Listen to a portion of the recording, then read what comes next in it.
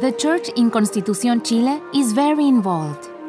Their programs are very spiritual, and this leads to a great revival among the members, being a good thing to influence their faithfulness in tithes and offerings. Every Saturday, Yolanda and her aides gather to count the members' givings. They do an important job managing the church's financial resources.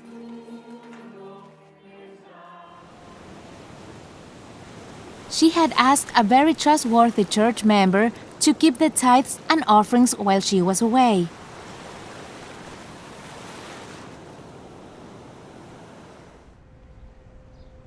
On February 26, at night, when Yolanda was on her way home, she picked up the tithes and offerings they had collected while she was away and went to bed. Later, at the early morning hours, she was awakened by a violent earthquake.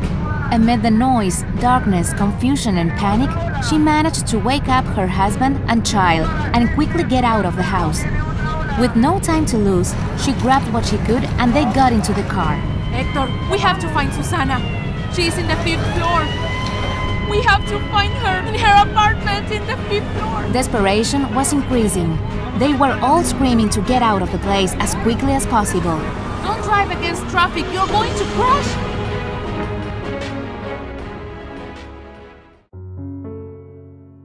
Next day, the worst part was apparently over.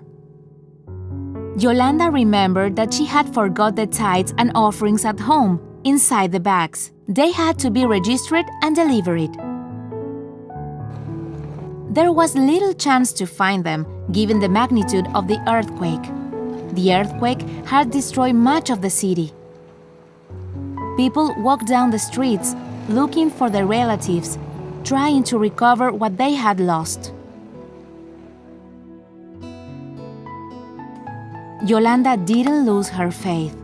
She believed that God had looked after those bags. She started the search, but had no success. Among the debris, mud, and sand, they started the hard labor to clean what once had been her home. Suddenly, Hector, her husband, found a bag surrounded by garbage. It was damaged, but its interior was just fine.